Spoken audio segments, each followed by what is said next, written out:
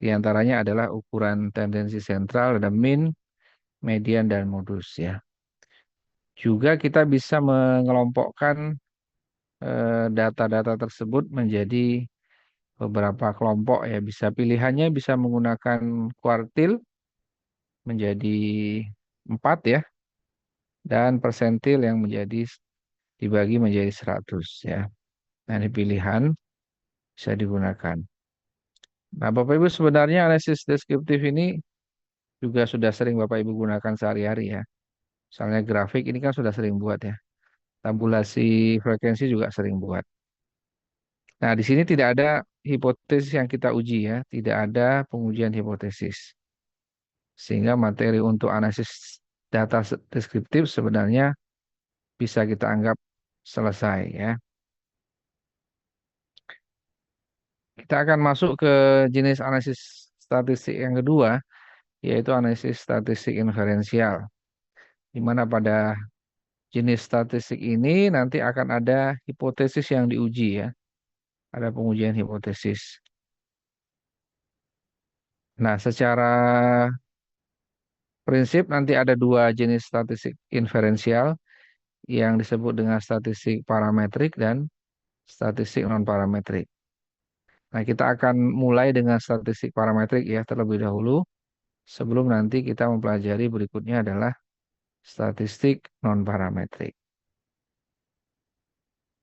Untuk pengujian hipotesis nanti akan ada dua bentuk. Hipotesis yang bentuknya komparasi atau membandingkan dan hipotesis yang sifatnya mencari pengaruh atau hubungan atau korelasional ya. Jadi bisa kita gunakan dua bentuk ini untuk menguji hipotesis ya.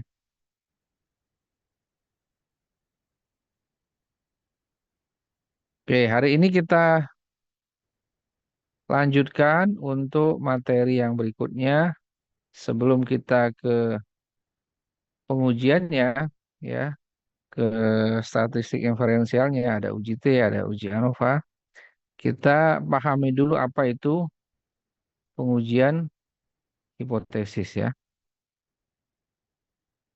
Hipotesis ini istilah yang sebenarnya sudah tidak asing lagi ya.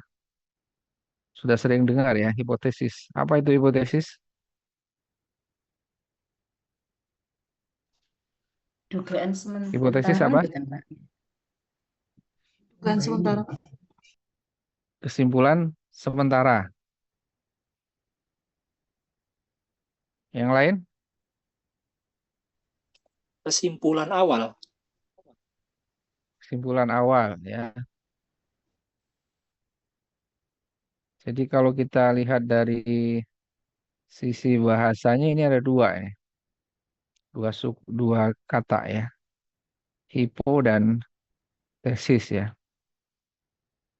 Tesis itu artinya teori atau eh, tesa ya.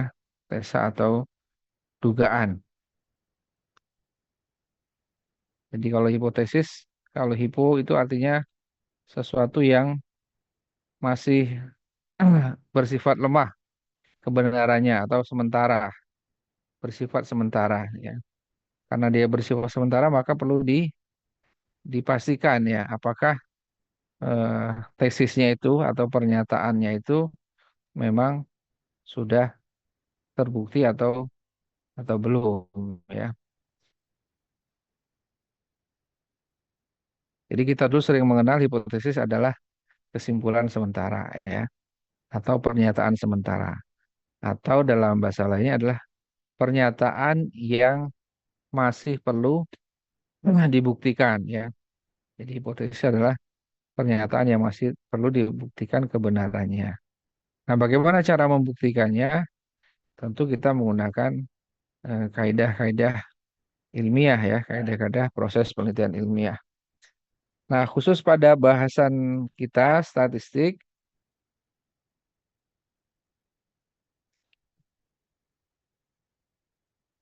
nah, hipotesis digunakan untuk mengajukan klaim terhadap parameter populasi dan kemudian diuji menggunakan data sampel.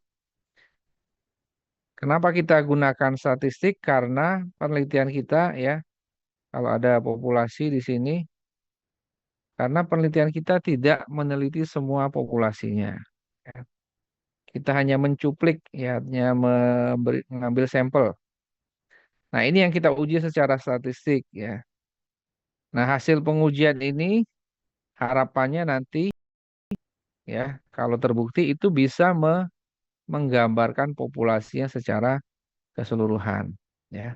Sama seperti kita kalau eh, periksa darah ya, periksa darah. Misalnya darahnya kan diambil hanya satu tetes atau dua tetes gitu ya. Tapi kesimpulannya kan berlaku untuk semua darah yang ada di tubuh kita ya kan. Kalau ada sakitnya, kalau ada gulanya ya, kandungan gulanya berapa.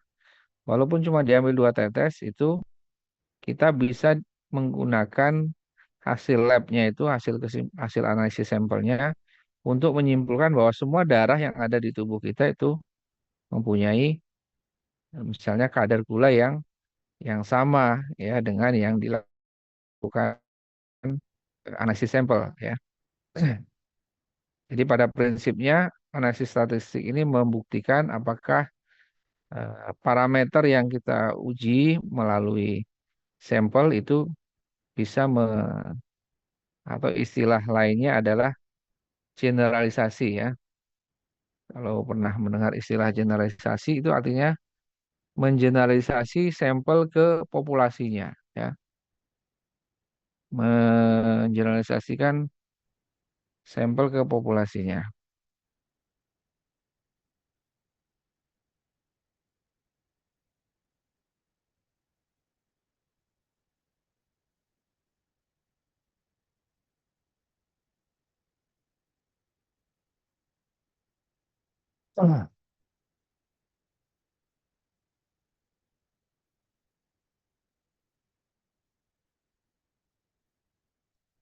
Nah, untuk penelitian biasanya tentu hanya metode penelitian kuantitatif yang menggunakan pengujian hipotesis ini ya.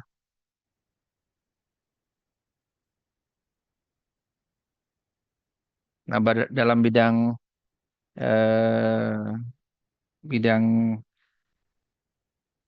keahlian kita yaitu manajemen pendidikan, hipotesis juga digunakan untuk menguji misalnya kalau ada sebuah program yang akan diterapkan ya, apakah efektif atau berhasil itu bisa diuji menggunakan pengujian. Kemudian gaya kepemimpinan atau kebijakan terhadap variabel-variabel kinerja guru motivasi. Ya, ini artinya hipotesis untuk bidang garapan manajemen pendidikan itu bisa digunakan untuk menjelaskan bagaimana misalnya kinerja guru itu bisa dijelaskan oleh eh, variabel-variabel yang mempengaruhi kinerja, ya misalnya motivasi atau gaya kepemimpinan ya.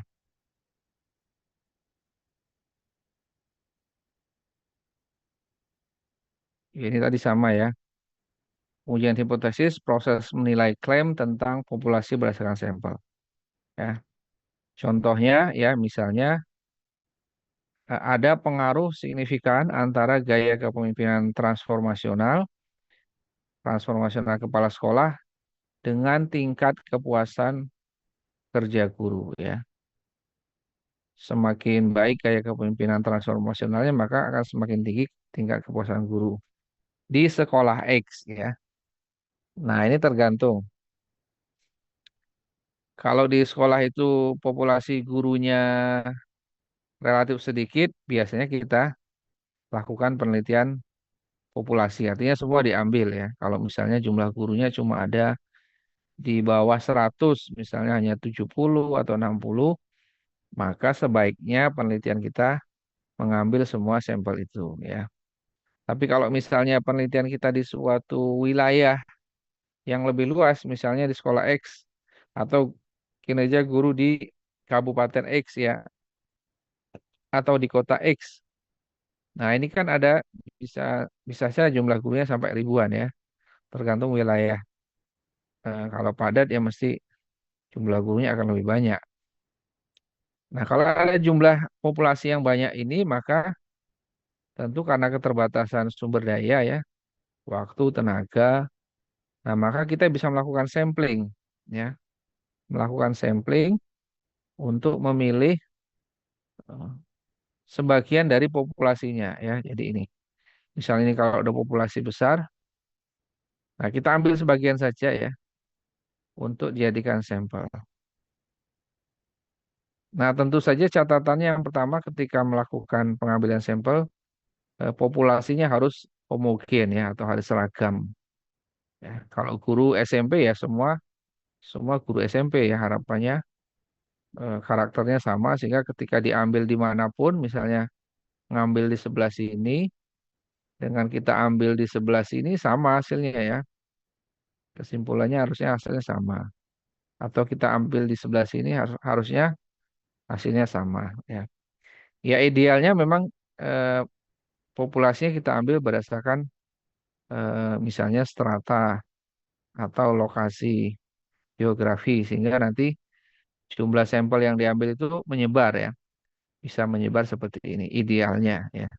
Tapi kadangkala peneliti terbatas ya karena kalau mendatangi sekian sekolah dan hanya diambil dari satu sekolah, misalnya diambil dua atau tiga guru, mungkin akan terasa lebih sulit, maka hanya diambil mungkin beberapa sekolah saja yang jumlah gurunya itu sesuai dengan persyaratan sampelnya. Ya.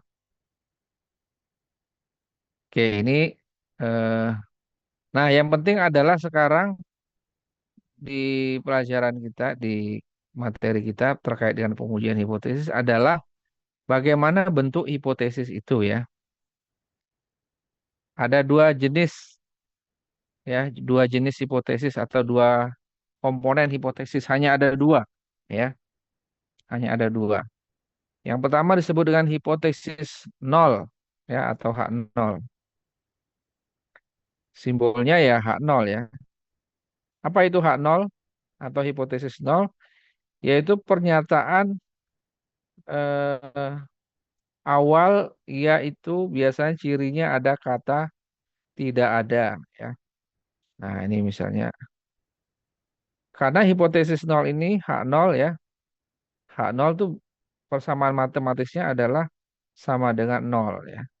Nol ini kan sama dengan sesuatu yang tidak ada. Makanya hipotesis nol itu biasanya ada kata tidak ada ya. Tidak ada apa? Ya bisa tidak ada perbedaan atau tidak ada pengaruh ya atau tidak ada korelasi. Nah, karena ini tidak sama dengan nol, karena ini sama dengan nol, maka ini sama dengan tidak ada ya. Nah, H nol itu disebut juga dengan pernyataan awal ya. Nah, pernyataan awal ini harus ditandingkan ya, istilahnya diadu ya, supaya nanti bisa kita pilih mana yang diterima ya. Apakah hipotesis nol atau hipotesis alternatif. Jadi lawannya H nol itu adalah H satu ya. Atau ada juga yang memberi simbol HA ya, hipotesis alternatif atau HA. Persamaan matematisnya adalah tidak sama dengan nol ya, H1 atau HA tidak sama dengan nol. Karena dia tidak sama dengan nol, berarti kan ada sesuatu ya. Biasanya cirinya adalah ada kata adanya ini ya. Ada perbedaan, ada dampak, ada perilaku, ada pengaruh, atau ada korelasi. Ya. Contohnya ini ya. Jadi ini sepasang ya. Ketika kita membuat hipotesis, dua-duanya harus ditulis ya. Tetapi kalau dalam proposal Bapak Ibu besok kalau tesis, kalau ngambil penelitian kuantitatif yang ditulis hanya yang hipotesis alternatif saja. Ini sebagai hipotesis penelitian namanya ya. Hipotesis penelitian itu diambil dari hipotesis alternatif.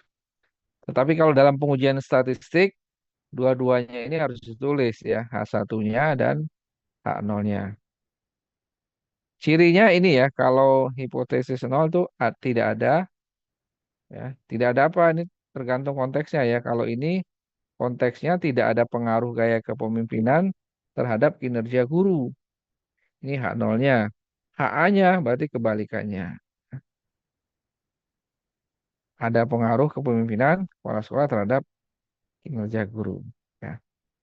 Nah, rumusan hipotesis ini tergantung konteksnya ya, tergantung penelitian Bapak Ibu. Nah, hipotesis ini kalau dalam penelitian diambil dari teori ya, dasarnya itu harus ada teorinya. Ada teorinya yang mengatakan bahwa ketika kepemimpinan kepala sekolah itu baik, maka kinerjanya akan semakin meningkat. Yaitu teorinya siapa? Nanti dijadikan dasar untuk membuat hipotesis. Tetapi kalau dalam kuliah kita nanti hipotesisnya ini sudah dituliskan di soal ya, Bapak Ibu tinggal ngambil aja di soalnya.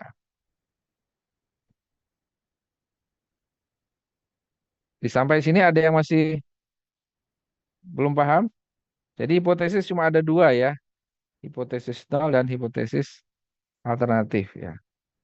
Atau ada yang mau ngasih contoh satu lagi, contoh hipotesis.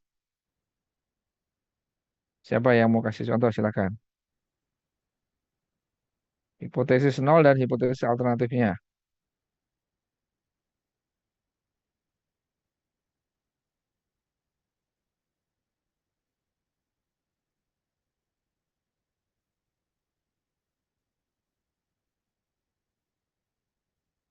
Ada? Ada yang bisa?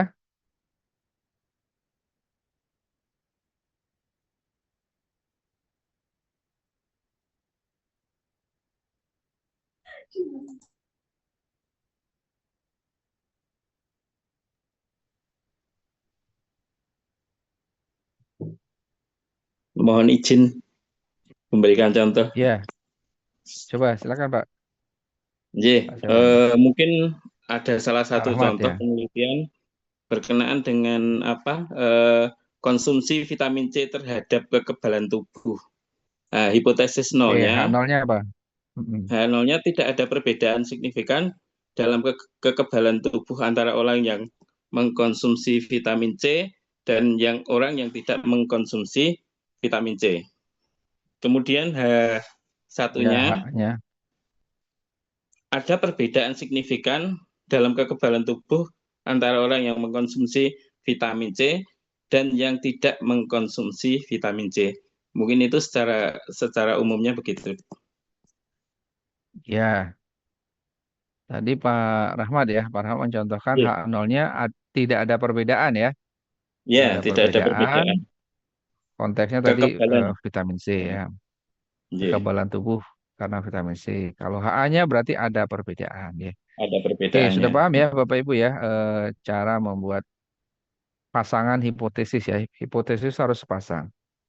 Hipotesisnya sepasang tapi yang harus diterima tidak boleh dua-duanya. Boleh nggak dua-duanya? Atau mana yang kita akan terima? Hak nolnya atau HA-nya? Nah, satunya, Hak satunya. ya, Oke, yang lain? Ada yang punya pendapat lain? Ada seperti Pak Rahmat ya berpendapat bahwa yang harus diterima adalah HA-nya atau hak satunya. Ada yang punya pendapat lain? Boleh nggak kita menerima hak nolnya? Boleh, Pak. boleh, boleh, Bisa saja, Pak. Boleh ya. Boleh ya, kita menerima hak nol juga boleh. Menerima hak satu juga boleh. boleh. Kalau menerima dua-duanya boleh nggak? Tidak, Pak. Tidak boleh ya. Belum salah satu. Dua-duanya, menolak dua-duanya boleh nggak? Dua-duanya juga tidak, Pak. Ya, jadi ini harus Salah. diambil satu ya, atau diterima satu. Kalau sudah menerima satu, nggak boleh menerima yang lainnya ya. Kalau kita sudah menerima hak nol, ya, hasil pengujian kita menyatakan bahwa menerima hak nol, maka hak A-nya wajib ditolak ya. Karena nggak mungkin ada suatu logika yang nyambung kalau sesuatu itu sama dengan nol, kok ada isinya gitu loh, ya. Sehingga kalau kita sudah menerima hak nol, pasti HA-nya kita tolak. Atau sebaliknya, hak nolnya yang kita tolak, maka pasti HA-nya yang akan diterima, ya. Jadi ini hipotesisnya sepasang, tapi yang boleh diterima hanya satu saja, ya. Nggak boleh menerima dua-duanya. Nah, sekarang eh, bagaimana caranya kita bisa menerima hak nol atau HA? Kapan kita menerima hak nol dan kapan kita menerima HA-nya? Ya. Nah, nanti akan ada kaidah statistik ya yang menyatakan kapan kita menerima hak nol dan menerima HA. Tapi yang perlu kita pahami sebelum kita menerima atau menolak hak nol, yaitu bahwa apapun keputusan kita yang kita ambil terkait dengan pengujian statistik ini, itu tidak bisa absolut tingkat kebenarannya, ya, tingkat kebenarannya tidak bisa absolut 100%, ya. Nah, ini nggak bisa. Karena di statistik itu berkaitan dengan peluang, ya, peluang kesalahan. Sehingga selalu akan ada namanya peluang kesalahan, ya, atau taraf kesalahan, atau jenis eh, kesalahan, ya. Nah, tipe kesalahan sebenarnya ada dua, ya. Tipe kesalahan satu yang disimbolkan dengan alfa dan tipe kesalahan dua yang disimbolkan dengan beta. Tapi kita akan fokus hanya pada tipe kesalahan satu yang disimbolkan dengan alfa ini, ya. Sedangkan tipe kesalahan dua atau beta ini biasanya dipergunakan untuk power kekuatan pengambilan sampel, ya. Kita eh, tidak perlu mempelajari ini ya dalam konteks pengujian hipotesis, ya. Tapi kalau dalam konteks pengambilan sampel maka nanti akan bertemu dengan kesalahan sampling, ya, atau beta. Nah, besaran dari kesalahan ini berapa, ya? Jadi kalau tadi kita mengetahui bahwa tidak mungkin tingkat kebenaran atau kepercayaan 100%, akan ada kesalahan yang menyertainya, ya, sehingga 100% selalu dikurangi kesalahannya atau tingkat kesalahannya atau alfanya. Nah, apakah Bapak Ibu sudah tahu berapa besaran alfa yang diperbolehkan? Kira-kira berapa persen tingkat kesalahan yang diperbolehkan?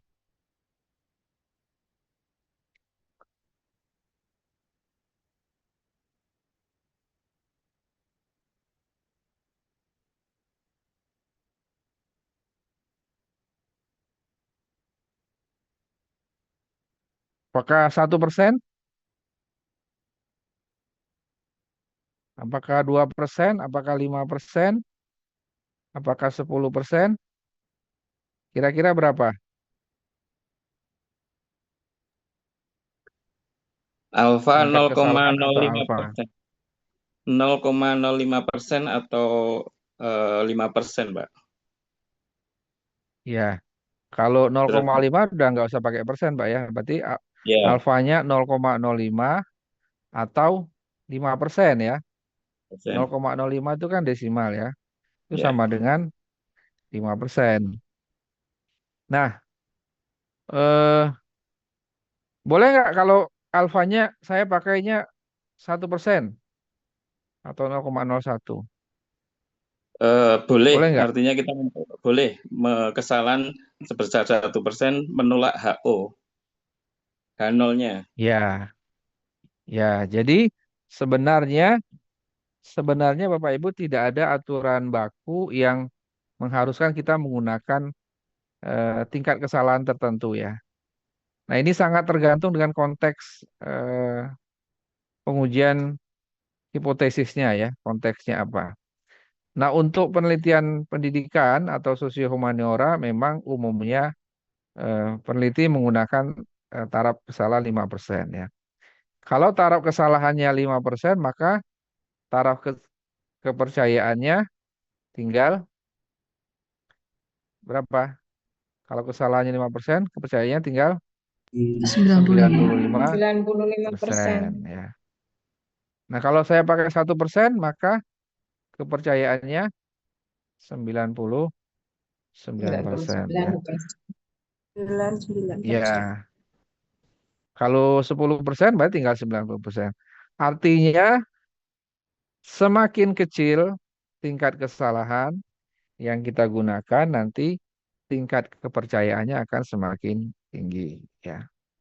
Nah, untuk bidang tertentu misalnya bidang kedokteran yang berkaitan dengan nyawa manusia, mungkin mereka menggunakan taraf signifikansi yang sangat kecil ya, misalnya 0,1%. Ini kan sama dengan 1/1000 ya, 0,1% itu sama dengan 1/1000. Artinya setiap 1000 kali perlakuan atau percobaan itu yang gagalnya cuma satu ya. Kalau misalnya berkaitan dengan nyawa manusia atau dalam percobaan misalnya kelinci percobaan, dari 1000 kali percobaan itu ada satu yang gagal ya. Karena ini berkaitan dengan nyawa manusia, maka menggunakan alfa yang kecil, bahkan ada yang sangat kecil bisa 0,01%, 1/10.000 ya.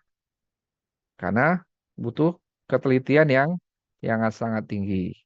Nah, untuk kita di bidang pendidikan umumnya gunakan 5%, bahkan ada juga yang boleh 1% atau 10% ya. Nah, kalau dalam konteks kita, pelajaran kita ya nanti alfanya berapa tergantung soalnya ya. Nanti di soal itu selalu akan muncul, ujilah taraf signifikansi menggunakan taraf 5% atau 1%.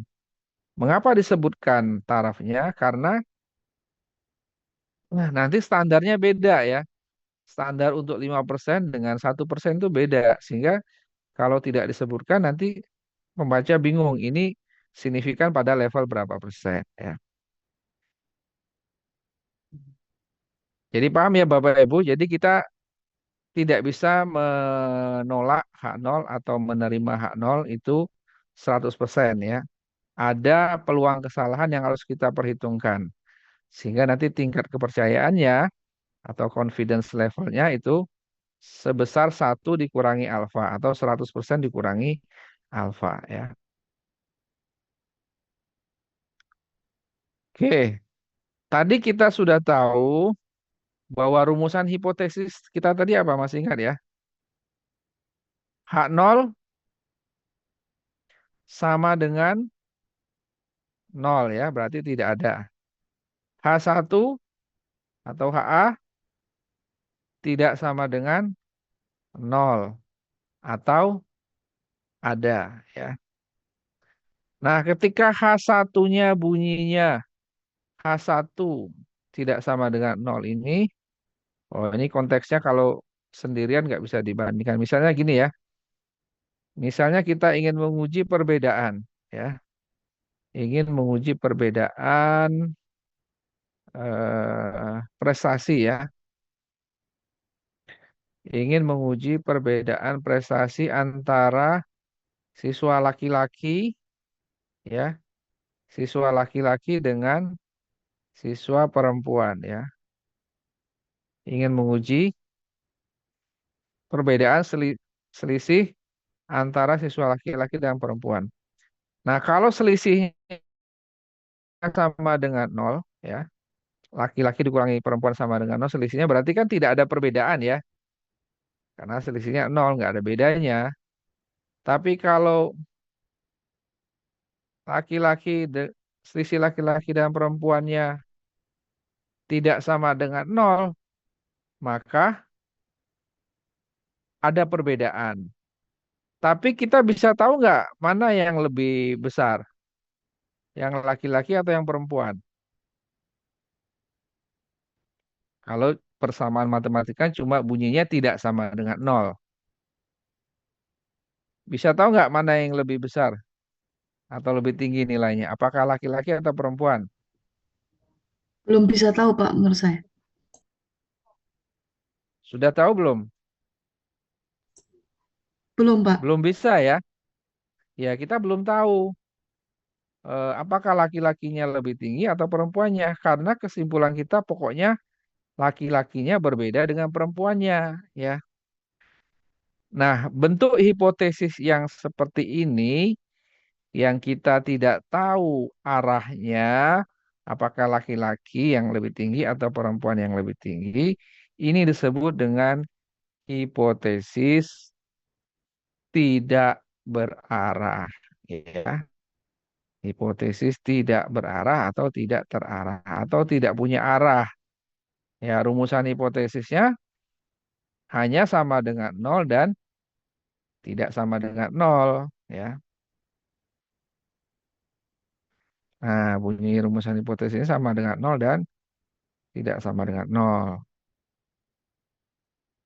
Nah, kalau hipotesisnya kita ganti seperti ini, ya. Misalnya dari contoh kasusnya yang tadi ya, H0-nya dan HA-nya kita ganti dengan sesuatu yang sudah diketahui besar kecilnya. Misalnya yang laki-laki yang lebih besar ya. Nah, H0-nya ini harus kebalikannya ya. Kalau kita sudah menyatakan laki-laki lebih tinggi dari perempuan, maka pernyataan tandingannya pasti kebalikannya ya. Laki-laki lebih kecil dari perempuan. Nah, tapi yang perlu diingat Bapak Ibu, tadi kan rumusan hipotesis awal kita kan H0 sama dengan 0. Ya, di sini tetap ada tanda sama dengannya. Nah, kita sudah tahu arahnya laki-laki yang lebih tinggi dibandingkan yang perempuan.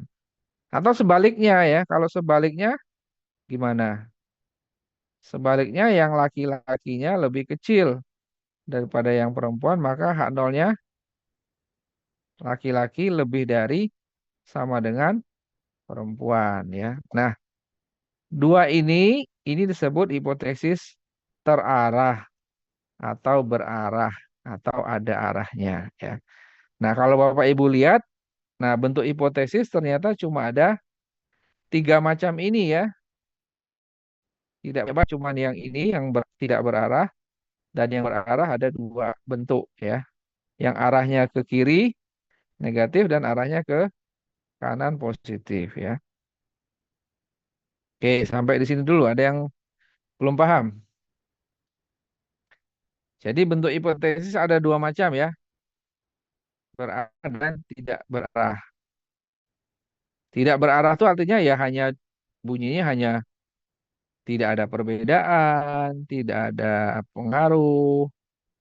Tapi kalau berarah itu ada misalnya lebih tinggi, pengaruh positif, hubungan negatif ya, disebutkan arahnya ya, bentuk arahnya disebutkan.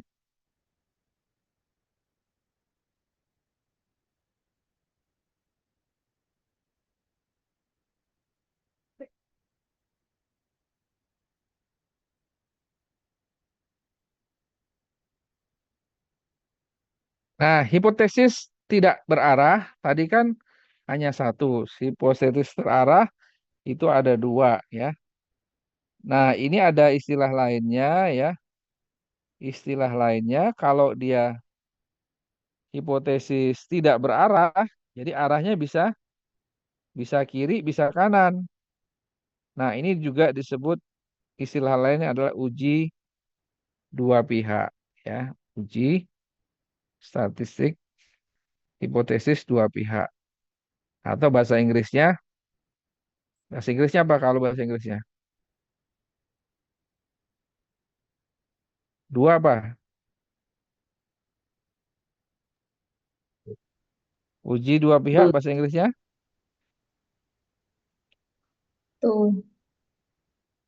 Hah? Apa ini? Iya, Pak.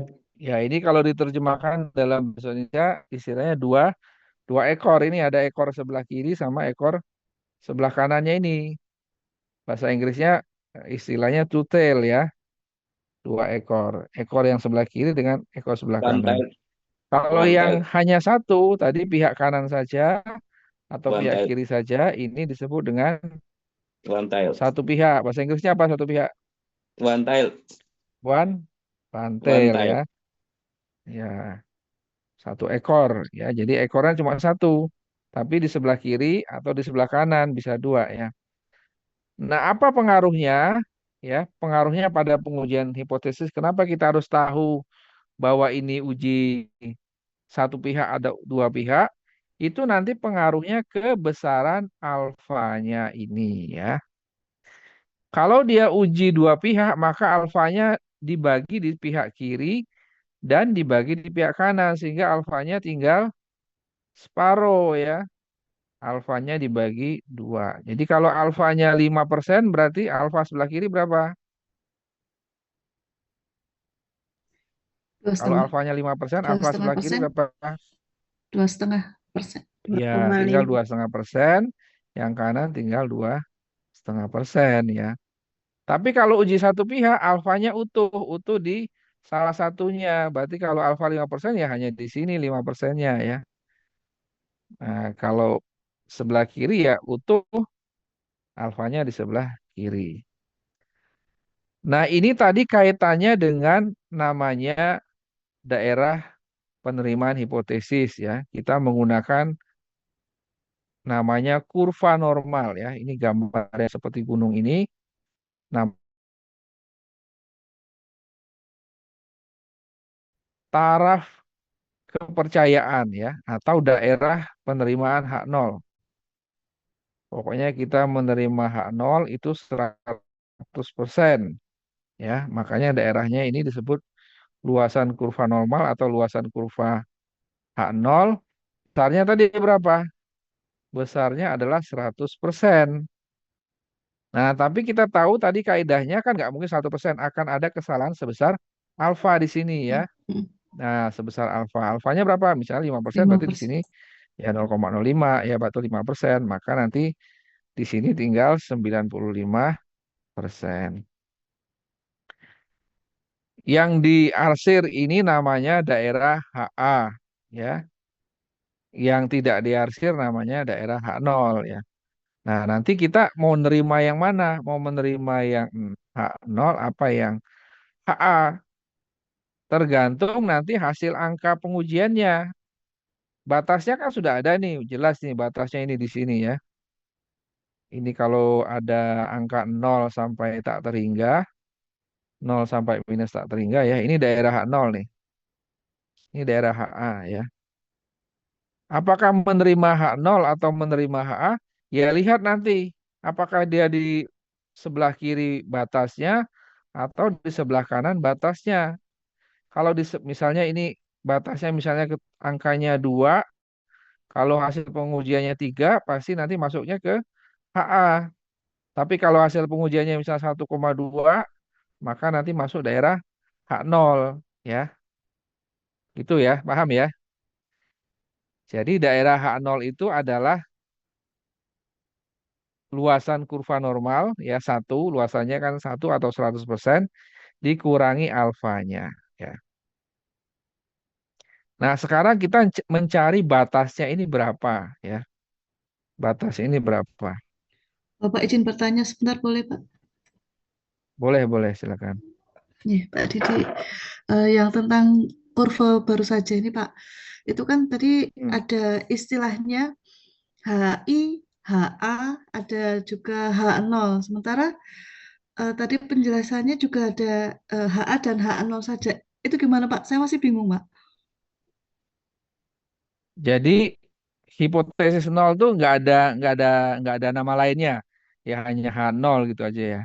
Tapi kalau hipotesis alternatif itu namanya orang memberikan simbol beda-beda ya. Ada yang memberikan simbol I, ada yang simbol satu, ada simbol A. Sama saja. Pokoknya hipotesis selain nol itu labelnya itu kadang namanya beda-beda. Tapi yang Oh, paling umum ya H0, H1 atau H0 HA. Ada juga yang H0 HI. Gitu, Bu. baik, berarti H0 itu yang tadi ya Pak ya, daerah penerimaan gitu Pak ya. Hmm. H0 Kemudian dari kalau yang penerimaan. Yang G, kalau yang ya HI, HA, H1 itu sebetulnya sama gitu Pak Gi. Sama, Hanya beda itu istilah. hanya Oh, nggih. sinonim saja. Baik, Pak. Hanya istilah saja, sinonim atau nama lain, misalnya nah, atau nama alias gitu ya. Kan atau nama benda kan kita juga menyebut nama benda yang sama tapi di daerah ini namanya ini, daerah ini namanya itu kan. Betul nggak? Iya, Pak. Ya, terima kasih, Pak. Nah, konsepnya seperti itu, Bu. Nah, oke, Izin Pak sekarang Didik. pertanyaannya berapa batasnya ya? Sekarang pertanyaannya berapa batasnya kan? Kita akan mencari batasannya itu berapa. Ini tadi grup kita mana? Statistik 1B25 ini ya? Iya, Pak. Nama grupnya ya? Nama grup WA kita statistik 1B25 kan? Betul. Ya, saya kirimkan file ya. Saya kirimkan file itu bisa di-download. Ya, silakan di-download ya. Nah, itu namanya tabel Z ya, tabel standar Z. Itu tabel yang digunakan untuk mencari batasnya ya. Oke, saya share. Nanti kalau belum bisa di-download ya bisa lihat di layar aja ya. Kalau bisa di-download bisa langsung mencari nanti. Oke, ini ya. Jadi untuk mengetahui berapa kan tadi kan butuh batasnya kan, batas Z-nya ini berapa? Batas Z-nya ini berapa sih? Ya, angkanya ya, angka Z-nya ini jadi batasnya ini disebut dengan nilai Z ya. Jadi batasnya ini istilahnya adalah nilai Z, angka Z. Nah, nilai Z ini menunjukkan batas antara H0 dengan HA ya. Jadi H0 yang di sini semuanya, tapi yang HA sebelah yang kecil ini ya. Nah, tapi untuk khusus tabel ini yang dihitung hanya separuh aja ya, karena kan sama ya. Hitung separuh aja. Kalau separuh berarti luasannya tinggal berapa? Kalau separuh tinggal berapa ini? Kalau tadi luasannya 1, kalau separuh Setengah. tinggal berapa? Setengah, Pak. Iya, tinggal 0,5 ya. 0,5. Nah, berarti luasan yang ini separuh kurva normal ini namanya ya. Luasan separuh kurva normal adalah setengah. Nah, ini ada tabel ya, ada tabel yang menunjukkan luasan kurva normal ya, luasan kurva normal pada Z berapa ya. Oke, kita langsung contoh saja ya. Contohnya berapa nilai Z untuk alfa 0,05 ya, atau alfanya 5%. Yang pertama kita hitung dulu luasannya ya. Luasannya tinggal berapa? Kalau alfanya 0,05, luasannya tinggal berapa? Kalau separuhnya 0,5, alfanya 0,05. Hmm. Luasannya sama dengan S- 0,5 dikurangi 0,05. 0,05 ya. Berapa? 0,45, Pak. Yang lain? Benar ya? 0,4 0,45. ya. Jadi kalau alfanya 0,05 maka luasan H0-nya itu tinggal 0,45. Nah, tugas kita sekarang mencari angka 0,45 di dalam tabel Z ini ya. Tabel Z ini. Cari yang paling mendekati. Kalau tidak ada persis, cari yang paling mendekati. Ketemunya di mana? Ini udah saya tanda ya. Harusnya tandanya saya hilang dulu kan. Saya hilangkan dulu tadi. Ya, 1,6, Pak. ini ya. Yang paling mendekati kan ini kan 0,4. 4505, ini 4495 kan dibulatkan 45 juga ya. Iya. Nah, ketemunya 0,45 itu di sini. Nah, di sini itu berarti nilai Z-nya adalah lihat ke kiri berapa? 1,6, 1,6. atasnya 4. 4. Nah, berarti batasnya itu adalah 1,64 ya. Berarti batas Z ini untuk alfa 0,05 batasnya 1,64. Paham ya? Coba sekarang dicari kalau sudah di-download ya. Kalau belum ya lihat di layar, kelihatan nggak? Kalau di layar kekecilan kayaknya. Makanya harus di-download aja. Kelihatan. Kelihatan, Pak. Oke, sekarang carilah nilai Z untuk alfa 1% atau 0,01. Silakan cari nilai Z-nya. Cari nilai Z untuk alfa 1%.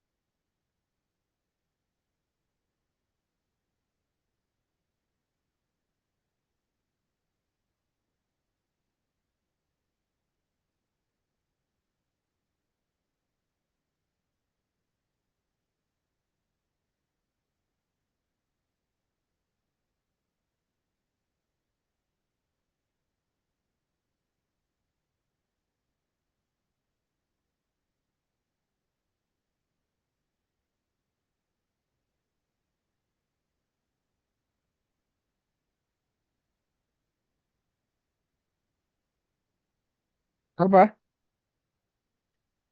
Berapa nilai Z-nya? 0,26, Pak. 0,26. Yang lain? 2,33, Pak. Bu siapa? Bu 0,33. siapa? 2,33. Ya, Pak. 0,26, 2,33.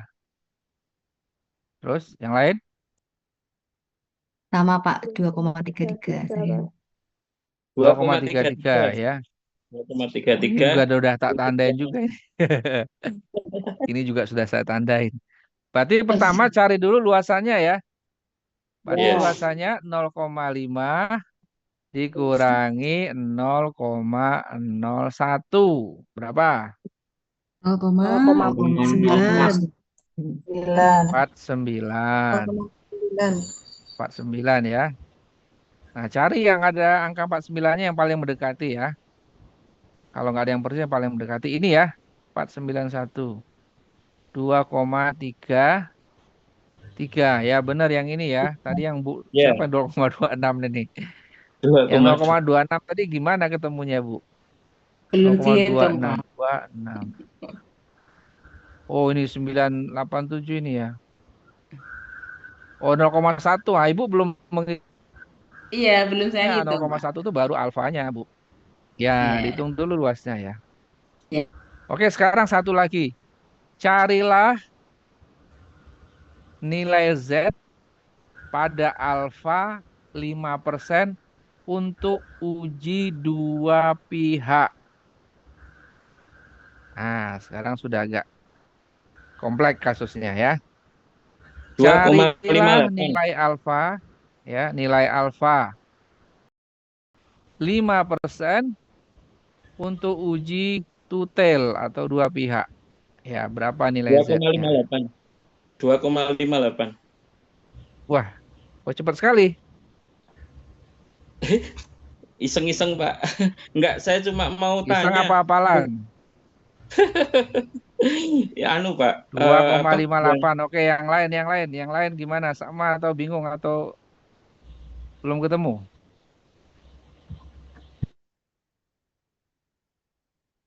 Gimana, Ibu? Ibu-ibu? Carilah nilai Z pada alfa 0,05 untuk uji dua pihak. Ya. Yo, gimana caranya? Tadi udah ada ketemu langsung 2,58 ini ya. Pak, izin bertanya, Pak. Ya, monggo Pak, gimana? Enggak. Mungkin secara pribadi mau tanya saya untuk berkenaan yang kembali lagi yang ke awal. Mungkin masih ada beberapa teman yang kurang. Saya sebenarnya tadi mau mau apa nambahin yang pertanyaan Ibu tadi tentang hipotesis yang apa two tiled dan one tiled gitu loh, Pak. Yang HO Oh dan HI ya, tadi. Nah, saya punya punya contoh apakah ini benar atau tidak, Pak? Mungkin dikoreksi nggih. Nah, ya untuk gimana? yang hipotesis tidak berarah, saya mempunyai contoh untuk HO-nya itu rata-rata nilai ujian siswa kelas A sama dengan rata-rata nilai ujian siswa B. Atau HI-nya Ya, rata-rata nilai ujian siswa kelas A berbeda dengan rata-rata nilai ujian untuk siswa B. Apakah betul, Pak, untuk yang tidak berarah? ya betul, betul Pak. Ini tuh rata-rata A sama dengan Mm-mm. rata-rata B, rata-rata A tidak sama dengan rata-rata B kan? Ya betul Ya. Pak. Oh ya ya oke oke. Terus satu lagi Pak, Ya, untuk yang berarah one tile itu untuk HO-nya rata-rata nilai ujian siswa kelas A kurang dari atau sama dengan rata-rata nilai ujian siswa kelas B untuk ya HO-nya. benar. Oh iya. Terus untuk H1-nya rata-rata nilai ujian siswa kelas A lebih besar dari nilai ujian kelas B. Ya, berarti yang arah pihak kanan ya itu ya. Ya, Lebih yang ke besar kanan. kan pihak kanan ya. Betul, betul, betul. Ya, Betul berarti Pak, betul ya, udah Pak ya? paham ya seperti itu Oh, ya. iya. Ya. Oke, oke. Ya, terima Nah, kasih, Pak. kembali lagi ke kasus kita tadi. Kan tadi saya sampaikan kalau dua pihak berarti alfanya harus dibagi dua. Hmm. Kalau yang tidak dibagi dua itu yang satu pihak ya. Nah, kalau kaitannya dengan pertanyaannya berapa ya, berapa nilai Z pada alfa 0,05 untuk uji dua pihak, maka langkahnya gimana pertama langkahnya? Alfa Ya, bagi dua. alfanya 5%, dua 0,02. pihak, berarti langkah pertama alfa alfanya dibagi dua dulu ya. Ya, Ya, 0,005 Ya, di setiap ekornya. ya berarti alfanya 0,025 0,005. ya kan? ya Di setiap ekornya alfanya 0,025. 0,025. Maka 0,25. luasannya sekarang berapa luasannya? 0,5 0,47. dikurangi 0,025 berapa?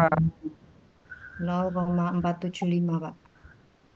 0,475. Nah, cari 475 ya. Cari 1,96. luasan kurva normal 0,475 ini pada nilai Z berapa? 1,96 bukan ya, Pak? 1,96475. 47. Ah, ini ya, ini ada pas nih ya. Nah, tadi yang 2,58 tadi itu hafalan atau apa tadi yang ketemu langsung nggak ngitung langsung ketemu tadi. Jadi 1,96 ya. 6. Iya, Betul ya? betul. Ya, nilai alfa untuk 5% pada uji dua pihak, nilai Z-nya adalah 1,96. Jadi ini yang keburu-buru ke susu ini piye ki? Keliru ya, Pak ya. Tadi yang jawab 2,58 keliru ya, karena harus dipastikan dulu ujinya satu pihak atau dua pihak. Kalau satu pihak nggak dibagi dua, kalau dua pihak harus dibagi dua ya. Oke, sampai sini siapa yang masih bingung nyari nilai Z? Karena kalau nggak bisa nyari nilai Z, kita nggak bisa menentukan batas. Kalau nggak bisa menentukan batas, nggak bisa menerima H0 atau menolak H0. Tuh. Coba yang masih bingung nggak apa-apa. Bingungnya di mana?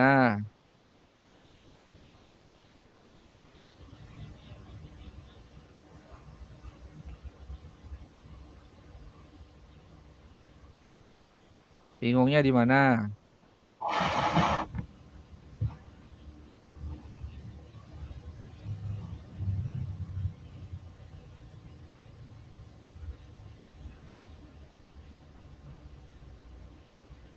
Bisa ya? Bisa semua ya? Jadi cara mencarinya, satu, tentukan dulu alfanya itu satu pihak atau dua pihak. Yang kedua, cari luasan kurva normal sisanya ya.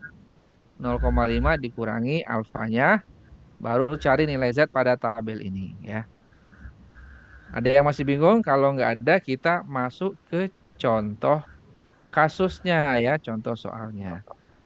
Kita akan coba menerapkan bagaimana menerima H0 atau menolak H0 ya. Oke, ini sudah paham ya. Bentuknya cuma tiga ini, dihafalkan saja ya.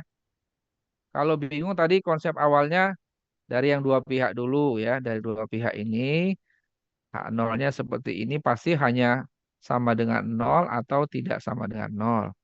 Nah, tidak sama dengan nol ini supaya bisa diketahui mana yang besar mana yang kecil, makanya pakai yang satu pihak. Ini pihak yang positif, pihak yang besar. Ini pihak yang negatif, pihak yang lebih kecil ya. Nah, tiga bentuk ini nggak ada rumusan hipotesis yang lain. Oke, berikutnya kita masuk ke, nah, masuk ke pengujian hipotesisnya ya. Nah, kita akan menguji eh, menggunakan uji Z tadi ya. Uji Z. Uji Z itu digunakan untuk menguji perbedaan suatu data dengan nilai standar tertentu ya. Dengan suatu nilai standar tertentu kita menggunakan uji Z. Namanya uji Z ya. Nama ujinya uji Z. Uji Z ini asalnya dari eh, standardize ya. Standardize. Nah, ini simbolnya diambil Z-nya ini standardize ya, uji Z. Atau Z value, istilah lainnya Z value. Oke, ini sudah ada rumusnya ya, sudah kita nggak perlu membuktikan rumus ya, sudah nggak perlu membuktikan rumus, kita tinggal pakai saja rumusnya bahwa untuk menguji suatu rata-rata dibandingkan dengan suatu standar tertentu ya, misalnya kita punya satu kelompok data ini ya, satu kelompok data, misalnya data nilai siswa, data nilai, ini kita ingin bandingkan dengan standar kelulusan, misalnya KKM ya. Nah, ini bisa kita bandingkan. Ini data di sini, kita bandingkan dengan standar di sini. Berapa? Kita gunakan uji Z. Uji Z rumusnya mudah ya, yaitu nilai rata-rata suatu data dikurangi standar suatu ketentuan dibagi simpangan baku atau SD dibagi akar N. N itu adalah banyaknya data ini ya. Banyaknya data yang dicari rata-ratanya tadi ya. Jadi kalau rata-ratanya dari 5 orang siswa, maka N-nya ya 5 ya. Ini di rata-rata ketemu, maka N-nya 5. Untuk rumusnya ada yang bingung? Nggak bingung ya. Rumusnya dihafalkan saja, ini ada nilai rata-rata dikurangi nilai standar yang ditentukan, dibagi standar deviasi, dibagi akar N. Nah, pertanyaannya yang bingung yang mana? Ngitung rata-rata bisa nggak? Kemarin sudah belajar ngitung mean ya, berarti kan bisa ya. Menghitung standar deviasi bisa nggak? Kemarin kan sudah belajar juga cara menghitung standar deviation ya. Tinggal di analyze descriptive frequencies ketemu ya. Jadi kalau kita punya data, kita bisa mencari nilai rata-rata pakai mean dan nilai apa namanya standar deviasi pakai ST def atau standard deviation ya. Untuk rumus ada yang bingung nggak? Nggak ya. Nah sekarang bagaimana cara menerapkan rumus? Oke, Ini contoh kasusnya ya, ini mungkin nggak berhubungan dengan pendidikan.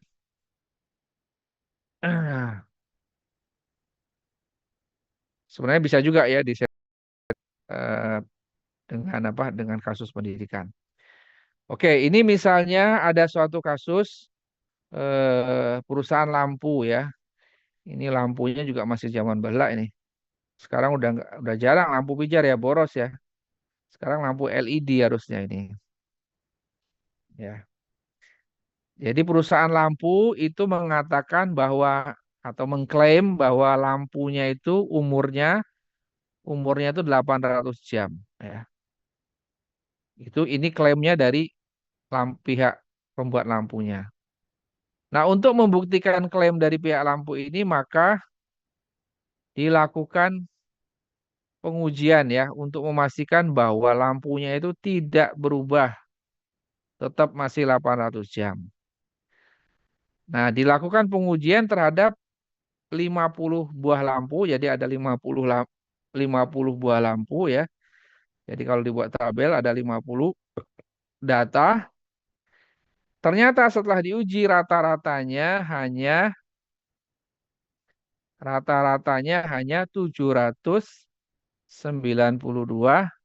jam. Simpangan bakunya SD-nya ya. Atau SD-nya itu 60 jam. Kemudian datanya 50. Coba perhatikan rumus tadi. Rata-ratanya sudah tahu ya. Sudah tahu rumusnya kan ada rata-rata dikurangi standar. Standarnya sudah tahu tadi 800 jam. Standar deviasinya sudah tahu 60. Akar N-nya 50 ya. Berarti ketemu nilai Z-nya. Tapi sebelum menghitung nilai Z, kita buat dulu H0 dan HA-nya ya. Coba perhatikan di sini. Coba diperhatikan ya. Perhatikan bunyi pernyataannya. Akhir-akhir ini timbul dugaan bahwa masa pakai lampu berubah. Ini hipotesisnya satu pihak atau dua pihak.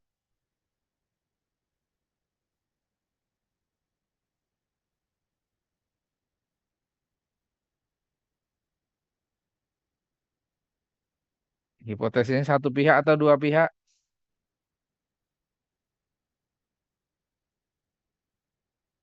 Jadi ada sebuah lampu rata-rata kemudian dibandingkan dengan 800 ya kan? Bahwa masa pakai itu lampu itu berubah. Satu pihak atau dua pihak. Sudah tahu belum berubahnya itu berubah jadi lebih lama atau lebih pendek? Belum tahu, Pak. Sudah tahu belum? Belum. Belum. Hanya berubah saja. Belum tahu Belum. berarti ujinya satu pihak atau dua pihak. Satu. Satu pihak. Coba perhatikan lagi. Kalau belum tahu berarti kan bisa dia lebih kecil, bisa lebih besar. Berarti bisa di kanan, bisa di kiri. Betul, betul, betul. Ya, Satu Pak. pihak, Maaf, Pak. dua pihak. Ye, Berarti berapa? Dua pihak dua ya kan? pihak. Dua pihak. Karena nggak tahu pihak apakah lebih tinggi atau lebih rendah dari 800-nya kan? Kita hanya bisa menyatakan dia berubah itu dengan tanda tidak sama dengan 800 kan? Kan berubah itu berarti tidak sama dengan 800 lagi. Masalah dia mau naik apa turun kita nggak tahu. Karena soalnya hanya menyatakan hanya berubah. Maka ujinya pasti dua Dua pihak pihak, ya. Pak. Oke, bunyi hipotesisnya kalau dua pihak seperti ini ya. H0-nya rata-rata sama dengan 0 ya. Rata-rata ya. H1-nya rata-ratanya tidak sama dengan 800 ya. Ini karena konteksnya sudah ada datanya ya, sudah ada standarnya. Jadi H0-nya rata-rata yang sama dengan 800, H1-nya rata-ratanya tidak sama dengan 800 ya. Nah ini. Angkanya tadi berapa? Angkanya 792. Kalau secara matematik langsung bisa kita simpulkan ini. 800 kan pasti tidak sama dengan 792, ya. Tapi kita menggunakan statistik yang harus ada taraf signifikansinya, ya. Jadi kalau masih perbedaannya masih kecil itu dianggap tidak signifikan, ya. Kalau tidak signifikan ya nggak ada maknanya, ya.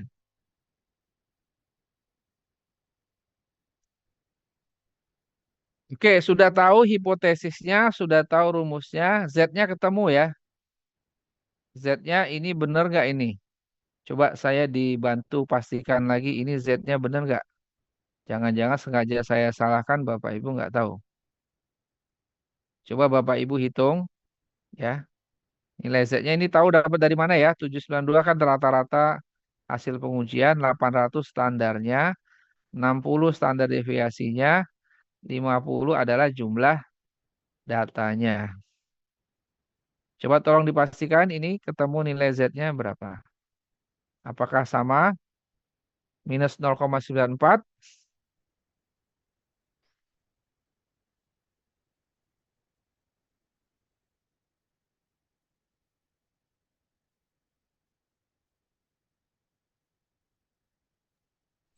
Betul, Bapak. 0,94.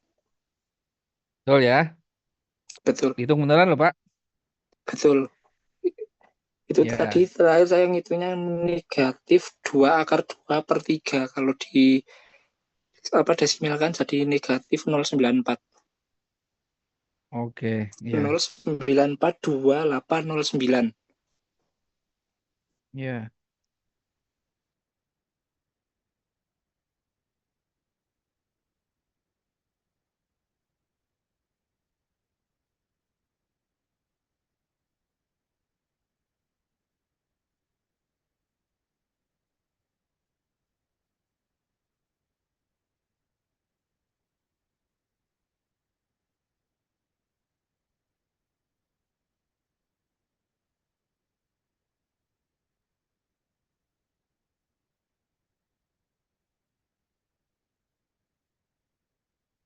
Ibu-ibu gimana ketemunya? Betul, Pak. Betul, Pak. Sama ya? Negatif Oke. 0,92. 0,94. Oke, 0,94 ya ketemu Z-nya, hipotesisnya sudah ada, nilai Z-nya sudah ada, nilai Z hitungnya. Kemudian batasnya berapa? Batasnya diminta untuk menghitung pada taraf yang pertama pada taraf 5% ya. Ini ada dua. Tadi ketemu nilai Z tabelnya berapa? 5% untuk dua pihak. Masih ingat tadi? 1,96 96. ya. Oke. Jadi besok kalau menjawab soal dibuat runtut seperti ini ya. Yang pertama buat dulu hipotesisnya ya. Karena kalau nggak runtut dan nggak lengkap nilainya nggak sempurna. Jadi dalam menjawab soal yang pertama selalu buat hipotesisnya.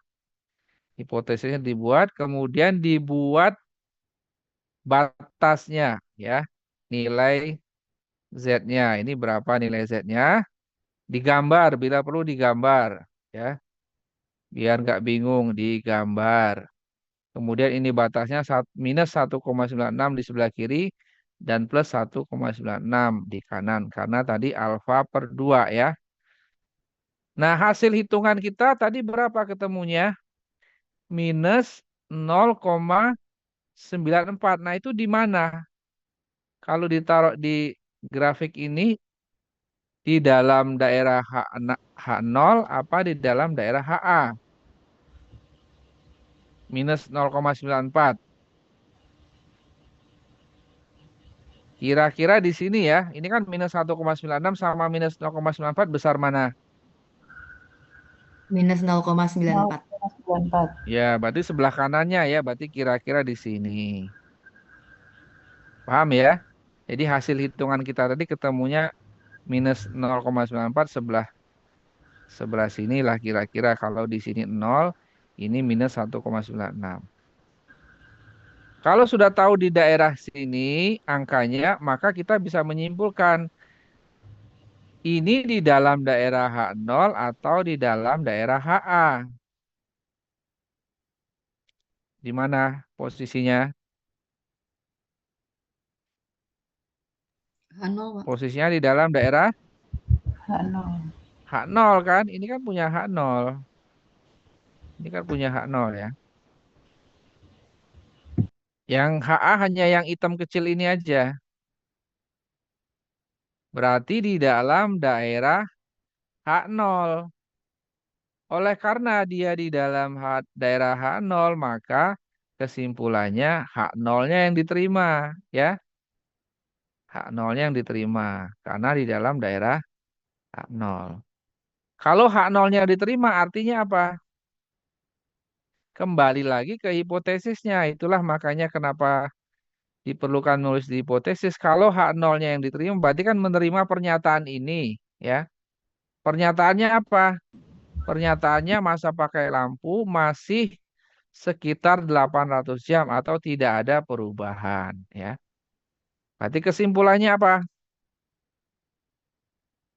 Kesimpulannya ya masa pakai lampunya masih 800 atau tidak berubah. Ya, walaupun tadi angkanya kurang dari 800, tapi itu kekurangannya masih bisa dianggap sama ya atau ditoleransi karena tidak ada perbedaan yang signifikan ya. Bedanya kurang kurang signifikan sehingga dianggap sama. Sampai di sini siapa yang masih bingung? Bingungnya di mana?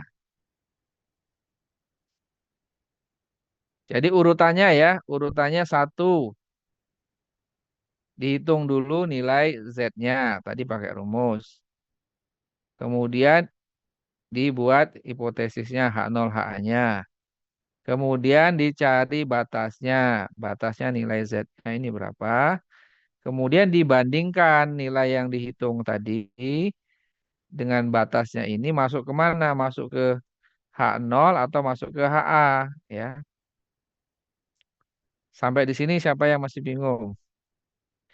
Oke, kalau ada yang bingung coba biar semakin paham. Sekarang saya ganti. Hitunglah untuk tarafnya 0,01 dua pihak. Berarti harus nyari nilai Z lagi ya. Cari nilai Z tabelnya lagi. Kalau tadi kan ini nilai tabelnya 1,96. Nah, kalau yang ini berapa? Jangan lupa dua pihak. Kalau dua pihak dibagi dua. Ya, 0,01 dibagi dua dulu.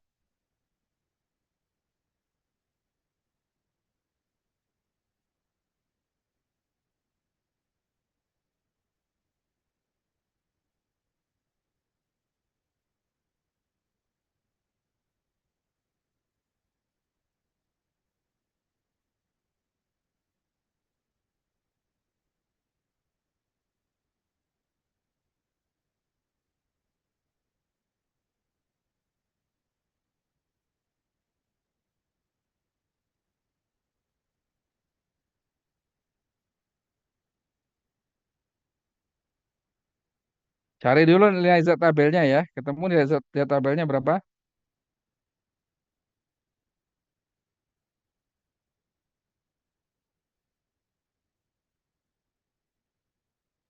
2,54 bukan, Pak? Berapa, Bu? Berapa 2,54. nilainya? Z 2,54. tabelnya 2,54 ya. Yang Mm-mm. lain ketemunya berapa? Ya Pak, sama 2,54. Sama ya. Oke, berarti ada batas baru ya. Nah, ini saya ketemunya 2,57. Coba cek lagi tabelnya. Kita cek lagi tabelnya ya. Tadi 1% dua pihak. Berarti 1% dibagi dua. 0,005. 050. Jadi L luasnya berapa? 0,495. 0,005. Luasnya berarti 0,005. 4, 9, 5. 5 ya. Oke, 495 di Ya, mana Pak. itu? 495 sini ya. 2,54 ya. 254. 2,54. 954. 54 betul ya tadi ya? 49. Dan Oh ini itu dong yang paling dekat kanannya, ini. Pak. Wah, jangan. 495 kok 49 kan dibulatkan 495. 2,57 ya. Bapak Ibu ya. 495 kan ini yang paling dekat. Ini 4949 dibulatkan 495. Kalau yang ini kalau udah 4951. Berarti 2,57 ya, kurang teliti tadi. Pembulatannya kurang teliti. Oke, berarti sudah tahu 2,57 batasnya. Nah, Z hitungnya ketemunya tadi kan 0, minus 0,94 ya. Nah, ternyata kesimpulannya sama atau beda? Masih di dalam daerah HO. H0 ya. HO. Masih di dalam daerah H0. Berarti eh, kesimpulannya umur lampunya masih sama dengan 800 jam. Ya.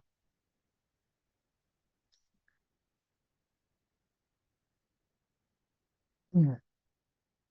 Sampai sini siapa yang masih bingung? Jadi ini ada kasus ingin membuktikan apakah rata-rata dalam satu kelompok ya, ini ada banyak rata-rata. Ini pasti ada N-nya kan, ada jumlah datanya, kemudian ada nilai rata-ratanya. Nah, ini ingin kita bandingkan dengan nilai standar tertentu ya. Nilai standar tertentu atau angka standar tertentu. Nah, untuk bisa membandingkan rata-rata kelompok ini dengan nilai standar ini kita bisa gunakan tadi namanya uji Z ya. Uji Z ini.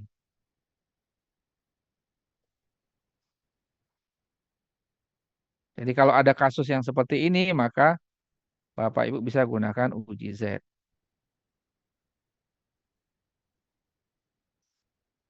Oke, sampai di sini ada yang masih bingung?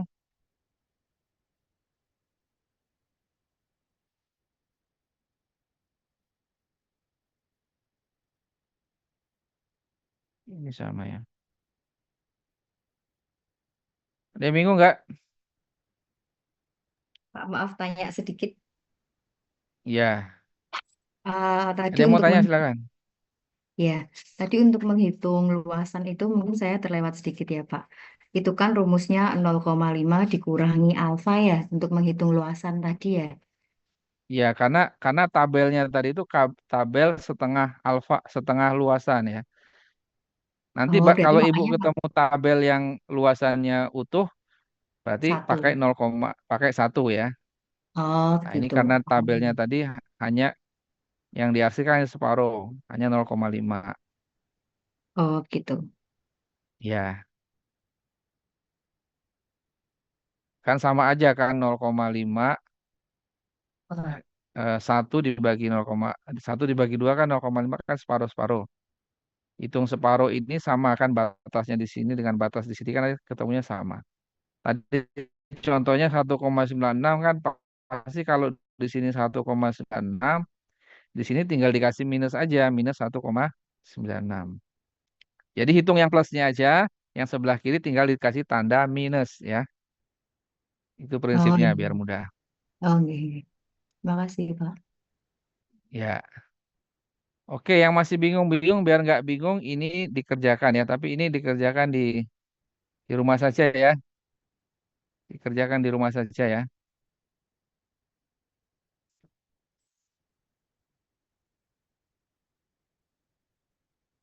Pakai rumus yang sama tadi ya. Pakai rumus yang sama, alfanya 5% ya. Yang perlu dipahami adalah statement yang menyatakan bahwa ini dua pihak atau satu pihak ya. Hati-hati ketika membuat hipotesisnya. Pastikan hipotesisnya sesuai dengan pertanyaannya atau permintaan dari soalnya.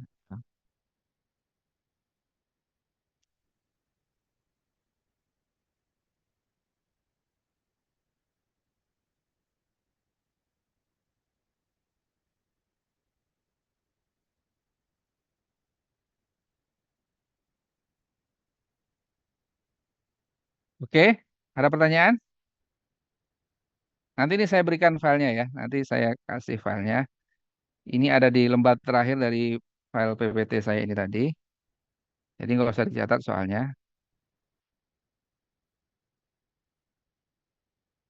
Nanti dikerjakan di rumah ya. Nanti minggu depan kita bahas ya. Kalau ada yang masih bingung kita bahas minggu depan. Oke, berarti Bapak Ibu hari ini kita pelajari pengujian hipotesis ya. Ada hipotesis 0 dan HA. Terus mana yang akan kita terima H0 atau HA. Kita buat dulu petanya. Ya, petanya pakai grafik tadi loh, grafik kurva normal. Kemudian cari batasnya. Kalau sudah ketemu batasnya, terus kita cocokkan hasil hitungan kita dengan batasnya di sebelah mananya. Apakah di dalam daerah H0-nya, apakah di dalam daerah HA. Nah, kesimpulan kita adalah ketika dia di dalam daerah H0, berarti dia menerima H0. Ketika di dalam daerah HA, maka kesimpulan kita menerima HA-nya ya. Oke, baik Bapak Ibu, kalau tidak ada pertanyaan lagi untuk malam hari ini, kuliahnya bisa kita cukupkan ya. Kita mempelajari satu uji saja, yaitu uji Z. Minggu depan kita tambah lagi ke uji yang baru. Minggu depan kita belajar uji T ya. Nah, uji kita masih banyak. Ada uji uji Z, uji T, uji R, uji F ya. Uji apa lagi?